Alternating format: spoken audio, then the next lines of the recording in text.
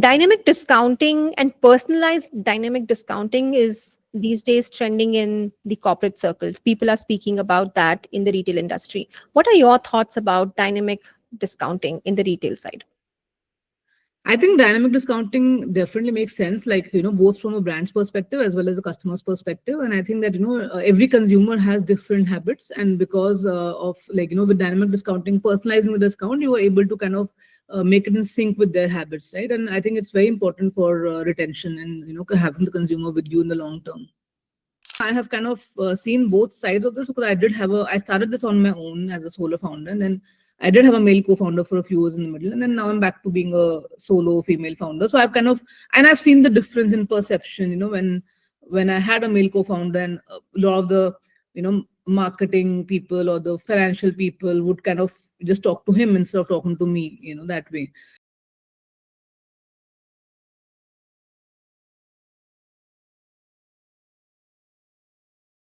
Hello, everyone. I'm Vijayata Soni, and welcome back to the Road Ahead Talk Show. With me today, I have Miss Apeksha Jain. She is representing her brand, the Gourmet Jar. But beyond the brand, we're going to talk about her as a human, her as an inspiration towards women entrepreneurship, because women entrepreneurs always inspire me. So Apeksha will be speaking about that, and I'm so happy to have her here today. Hi, Apeksha. Welcome to the Road Ahead Talk Show. Hi, Vijita. Thank you for having me here. Great. So Apeksha, for everybody's knowledge, you're the driver behind this beautiful brand, which is all which has been going on and trending a lot on Amazon and Flipkarts, and you're having your own D2Cs as well. But before we go there, I would like to understand you as an entrepreneur. What do you do, Apeksha? What is Apeksha? So I am an accidental entrepreneur. I never thought, like 15 years back, that I would be running a brand in India. And I used to be a French teacher before this. I never wanted a corporate job in a 9 to 5, thing, but didn't realize I would sign up for a 24/7 job later on. So entrepreneurship kind of chose me, I would say. And I used to be a food blogger as well back in 2010, 2011. And cooking has always been a passion for me, and I just kind of happened to come along this journey because of my passion for cooking, I guess. Mm-hmm. How important is passion for an entrepreneur? Because there is this keyword, you have to be passionate about what you're doing. Tell me your story about that. I think it's very, very important, because I think without passion, like as an entrepreneur, you go through so many ups and downs, right? Like, it's a journey full of obstacles and full of challenges. And I think if you don't have passion for what you're doing and what you're building, I don't think you can survive, and I think that's the most important thing, right? As an entrepreneur, you have to kind of, through all the struggles, through all the downs, through all the challenges, you have to keep surviving. And then only you can, in the end, come out on top, right? So without passion, it's going to be very, very hard to kind of, keep moving on, I would say. So passion is a very important element, I think, as an entrepreneur. So what was the moment when you started to think about that, hey, you know what? I am great at cooking. I cook up stuff very well, right? Whether it is Indian cooking, international. But what was that tipping point that came to you and where you felt that, hey, you know what? Let me do this beyond my home. Let me do this for everyone. What was that tipping point? When did you feel that this is the right time to become an entrepreneur? So it's a very interesting story, So like I said, I never planned to get into this. So I was actually living in Paris in 2010, and on a holiday in Burgundy, I was staying at this small bed and breakfast, and happened to taste this fresh banana jam in the morning. And it was something like, unlike what we had grown up eating in India, right? One, it was banana, very unique flavor. Second, it was completely like natural, no chemicals, no preservative, no coloring, very artisanal and freshly made. And I kind of really fell in love with that. And moved back here. I was into food blogging at that time, and just thought of trying to recreate that banana jam. And I was like, okay, I'm a good cook. It cannot be so difficult to make a jam. So did a little bit of googling, and then just made my first batch at home and added some rum to it. And that's how that's like our signature product, the banana rum jam. That's how it came into being. And when I realized that it's come out really well, and when it was like easy, so I thought, okay, let me try making more flavors. And then eventually kind of stopped buying from the market and started making at home. And then I think around 2012, it's like, eventually friends and family, when they would come over, started asking for bottles. They were like, okay, I want a bottle. And I was making multiple flavors by the time, right?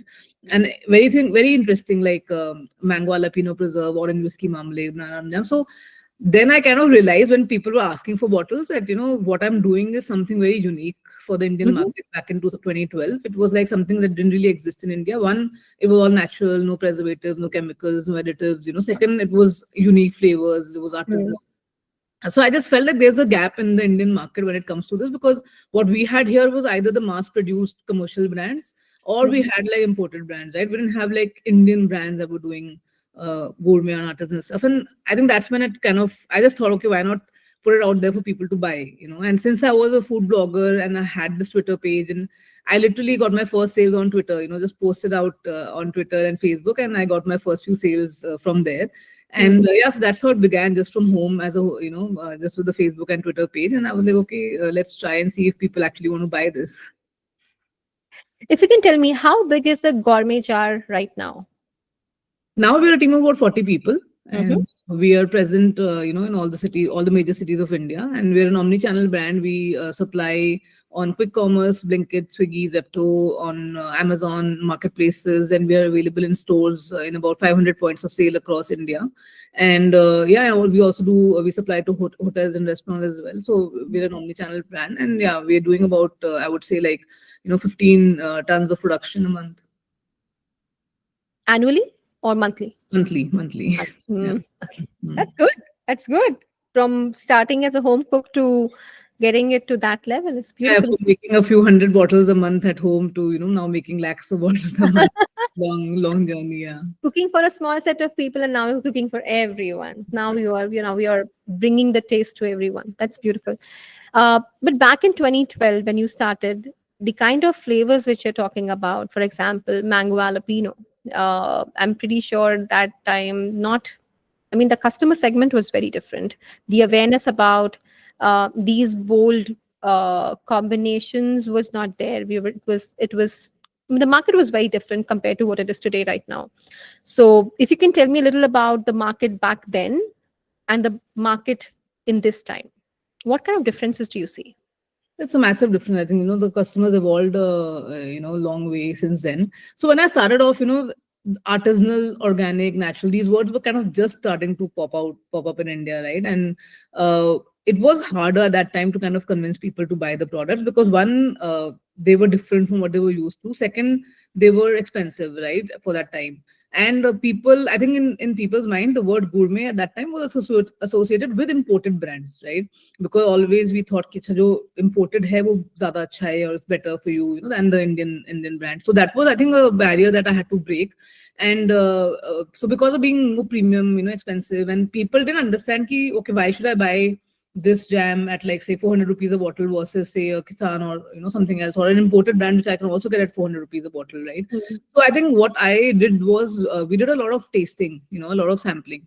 So lots of farmers markets, and even that time food festivals were just starting out, farmers market, all these events had kind of just started. So we did a lot of sampling at these kind of events where we could interact with the customers directly. And when people tasted the product, then they kind of got it. I think because it was something very unique, sampling really helped them convert. So after tasting, it was easier to convert people and convince them why they should buy this versus before. So that's how I think it was at that point in time. It was harder, of course, for people to pay a premium for these kind of products.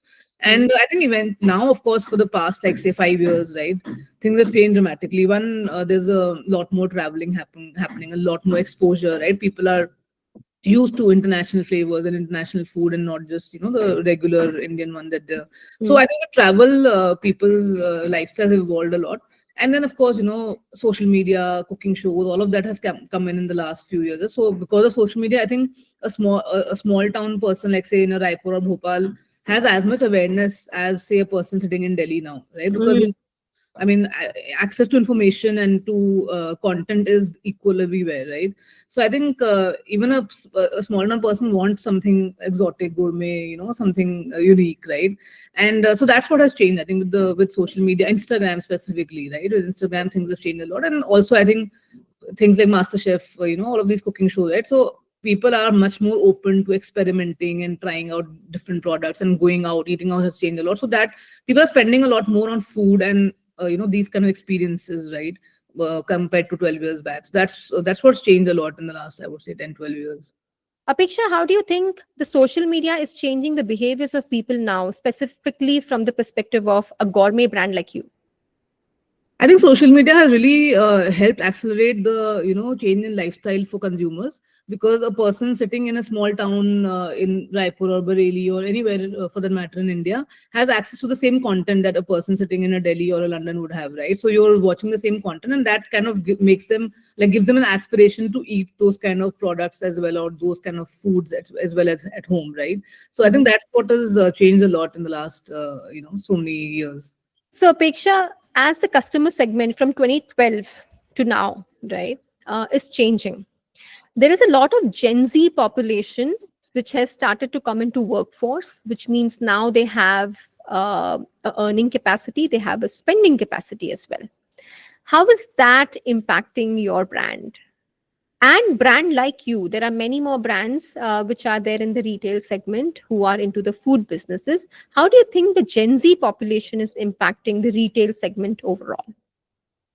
I think Gen Z is a lot more open to experimentation, and they're willing to kind of spend money to experience new things, right? So whether it's new products or new food, whatever, or travel. So I think for brands like ours, it's a good time, because as long as you are available or accessible to them, you can come in front of them. Mm. They are willing to give it a shot. Of course, at the end of the day, your product or service has to be good, and only then they'll come back. But they are willing to give it a try, and I think they are a lot more like exposed to a lot of things in the world, and they would like to kind of try exotic things or unique things, right? And that's how it helps the brands like ours. So while they are good in experimenting, the Gen Zs, as you rightly said, they're also very picky, right? Which means your brand has to speak for itself. The product has to be really good. Yeah. Um, how are you maintaining that product strength in your company? And what kind of repeatability are you seeing from this Gen Z population in your brand? Yeah, definitely. I think they're much more picky, and also they're, because of social media, they're very quick to communicate, right, what they feel about your brand. So Mhm.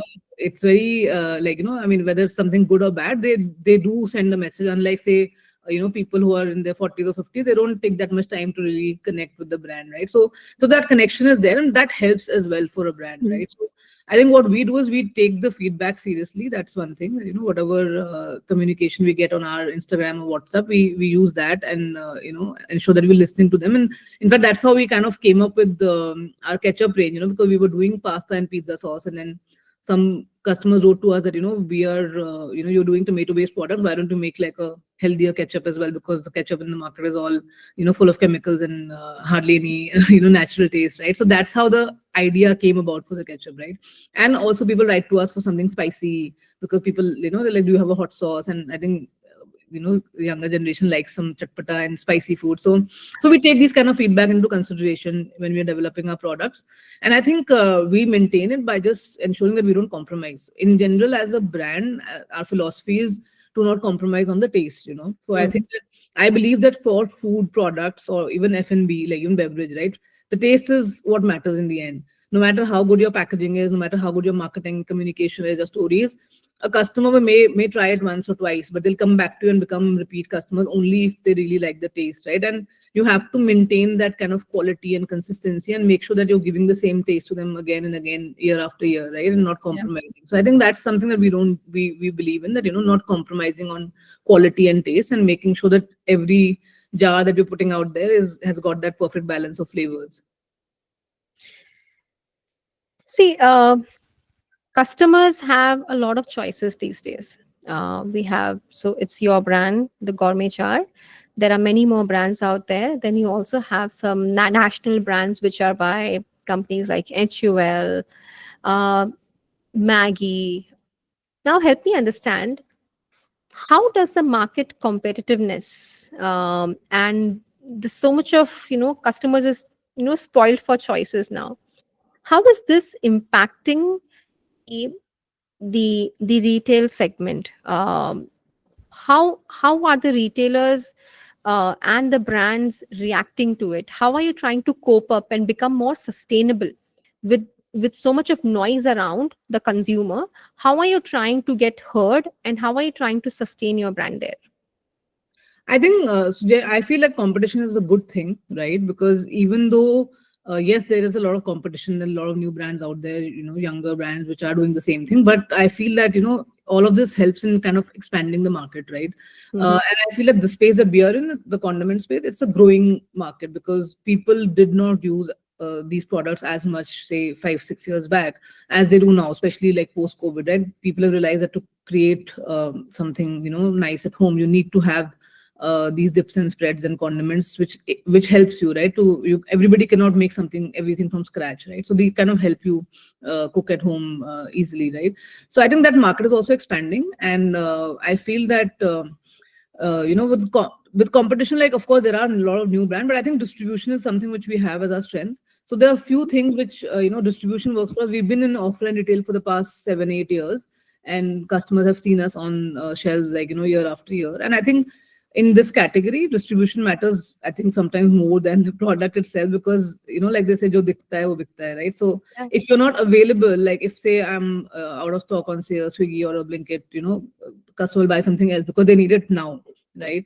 So same thing for a retail shelf. Like if you're not available, say I was there and then today it's out of stock and it's not available on the shelf, then they'll end up buying something else or trying something else right now. So I think distribution is something which, because we've been there for a while and we have like a little first mover advantage. So distribution is something that we have as our strength, and we've been there for a while, and that helps. Secondly, of course, having, you don't compromise on the taste. Make sure that your product speaks for itself, right? And that kind of keeps the customer coming back. For the retail segment, I think it's a good time. I mean, for a consumer also, it's a very good time because they're spoiled for choice. And for retailers also, I think it's a good time for them because they are lots of brands trying to get onto their shelves, right?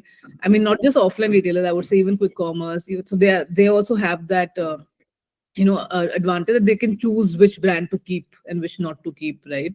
So it helps. I mean, it's a win-win, I think, that way. But for brands, it's more of a struggle because it is harder to get that distribution now, I feel, than it was, say, 6, 7, 10 years back, right?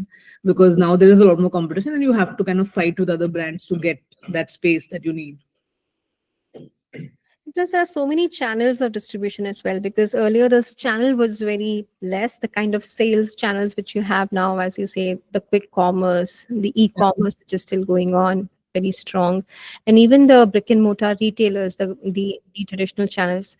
Uh, but given so many channels of sales, the changing customers' mentality, their choices, their loyalty factors going downhill, with everywhere. This is a problem which is going on, and one thing that really many brands they leverage is technology, where they are constantly tracking, they are constantly trying to understand what's going on. How are you leveraging technology? How are you leveraging data to take more informed and educated decisions for your brand? I think technology definitely helps in two ways. I think one is communication, right? Because I think with technology, it's become much easier to communicate with your customer and get direct feedback, right? Whether it is through Instagram or whether it's through WhatsApp. So I think communication also really helps because it's easier. Like, say, earlier on when you didn't have all these channels, right? Let's say 20 years back, a brand would not know what's actually happening on the ground, right? They would have to depend on their sales team for that information. Like, like a CEO is not the one in front of the customer or talking to them, right? So I think now with technology, we have ears directly, right, to the customer, and we can hear what they're saying. So I think that is one big advantage. And second thing is that, of course, their behavior with data, you can track their behavior and see, what they're consuming, how much they're consuming, and how often they're coming back for a particular product. That really helps a lot, I think, and I think what we like, for example, we launched bulk pack or packs of 2 and 3 for some of our products. So we realized that a lot of our repeat customers would end up buying, like, say, 3 bottles or 2 bottles of something at one shot, right? And then Mhm. you come back again after, say, a month or two, and then again buy like 2, 3 bottles of that product, right? Mhm. So it kind of gave us an insight that, okay, maybe this is a regular consumption item, and we could Mm, give them like a benefit by, because they're buying regularly, give them like a little true. benefit in terms of a discount, right? Because discounting is something that you have to constantly battle, right? Every brand is giving discounts, and consumers tend to shift their loyalties based on who where you're getting a better deal, right? So we with this insight that we got from our Shopify data, we kind of added packs of 2 and 3 on our website for every product at a certain discounted price, and that has been working very well for us. We've been seeing that people are using, our repeat customers especially are using those are buying those regularly for all kind of products. So Hmm. that really helps in terms of the, I think, patterns usage, that helps from the data. Yeah. Understood. You touched upon a very interesting topic, which was discounting, right? Discounting is very close to Indian audiences. I would not Yeah. just podcast it to Indians, but everywhere around the world, people are looking for discount. I mean, I would say that when I was in the US, I saw people collecting those coupons, right? Yeah. 5% discount, 10% discount, and it was a very big game that time. So every country, every region has this customer needs discount. Um, and in today's date, people are speaking about dynamically discounting depending on a very personalized approach which is taken towards the consumer. And it's also a very tech driven discounting methods that companies have started to take. Yeah. What are your thoughts on how should companies in the retail side and company like you as well, what kind of discounting strategies really work, and what should people learn from? I mean, for me, I think discounting is like a necessary evil, personally. Something that, I mean, of course, I wouldn't want to do it, but then, like I said, it's necessary because that's the world that we're living in today. And I think Indians, are inherently value seekers, right? That's how we've been brought up. And that's how, and I think even worldwide, I think as a consumer, there's some kind of psychological, happiness that you get, that okay, that you got a deal, that you got a discount, even if it's like just 10 rupees or 20 rupees, right? But you just feel happy. True. There's just that mentality of getting free dhania with your sabzi, right? It's just that you feel like you got something additional, right? So that's how it is, and I think we have to play this game. There's no option, right? Discounting certain times does help. Like for example, when we're talking about tech, right? Abandoned cart, for example, right? A lot of brands do this. That when you or a first-time customer who's so for I think for customer acquisition and for retention, discounting is a good strategy because. To acquire a customer, yes, you lure them with a discount. Somebody's come to your site for the first time, and maybe they'll drop out if you don't give them that, initial 10% off or something. And then, of course, if they come on your site, they're abandoning the cart, and it kind of helps you acquire them by giving this discount. And then I think in terms of retention also, like I mentioned, the packs of 2 and 3, like why would a customer like my customer buy it on my website and wait for 3-4 days for the delivery versus say buying it on a Blinkit or a Amazon, right, which is much faster. Because then you give them that additional benefit of say a larger discount if they're buying a bigger multiple pieces on the site, right? So I think for customer acquisition and retention, discounting definitely does help, and that's what brands kind of need to take advantage of. And a complete no discounting policy definitely is not a very good idea in today's day and age. Got it. And what are your thoughts on companies who are now focusing on discounting with a lot of personalization, which means you are looking at the nth customer of yours, and basis of that the discounting goes, like how the Olas and Ubers of the world is doing, right? Depending on who's traveling, the discount or the price changes. So what are your thoughts on personalized discounting, personalized dynamic discounting, in the retail industry for the brands? I think it makes sense again, even the retail industry. Like maybe offline it's not possible, but online for sure. Like through our quick commerce channels or through our direct to customer channels, it does make sense because again, like customer behavior is something that you can monitor, and then like just like say Swiggy offers higher discounts if you haven't ordered say on their if you haven't ordered food for a month on the platform, right? Then you start seeing discount, and that kind of tempts customers to okay, try out order again, right? So similarly, I think if say a customer has not come back to our site for say 2-3 months, right, it does make sense to kind of retarget them and offer them a discount, to come back to our site and stay with us along the journey and not kind of drop out, right? So definitely, I think dynamic discounting makes sense, and based on the customer's needs and how much they're buying, when they're buying, how often they're buying, it helps. I think in terms of having a longer relationship with the customer. Dynamic discounting and personalized dynamic discounting is these days trending in the corporate circles. People are speaking about that in the retail industry. What are your thoughts about dynamic discounting in the retail side? I think dynamic discounting definitely makes sense, like, both from a brand's perspective as well as a customer's perspective. And I think that, every consumer has different habits. And because of, like, with dynamic discounting, personalizing the discount, you are able to kind of make it in sync with their habits, right? And I think it's very important for retention and, having the consumer with you in the long term. So, Apeksha, you are a woman leader. Okay. Majority of the entrepreneurs in India that I've seen are males. And you have been running your business, and as you said, you're an accidental entrepreneur, and you started this in 2012 as a woman. How do you think the situations and the ecosystem of entrepreneurship has evolved for women leaders over the period of time? And how have you navigated through these changes across years? I think, obviously there has been a change in the last decade when it comes to, there are a lot more women, starting up now, I would say. But at the same time, honestly, we have a long way to go. I feel like, it's still not there where it should be. And it's going to take us, I think, another few decades before we actually have kind of the equal opportunity, that men get. So I think what I have seen is, like, as women, we have to face a lot more kind of questions, challenges, right? Uh, Mhm. I mean, investors will ask you, okay, when do you plan to have a child, for example, right? Thing that So true. I think a man would never ever get asked, right? Because them having a child does not affect their working, or it doesn't even come to their mind, right? I'm sure a man has never been asked this kind of question, but I was. So I think that's something that, there are a lot of biases against women which we have to deal with, because people assume that, okay, if you're going to have a child, or if you're going to, I mean, you may not focus that much on work, or things may, yeah, I don't know what their biases are, but yeah, the biases are there for sure, and also in terms of, I think, getting investment, getting capital, loans, all of that, as a woman, it's much tougher, right?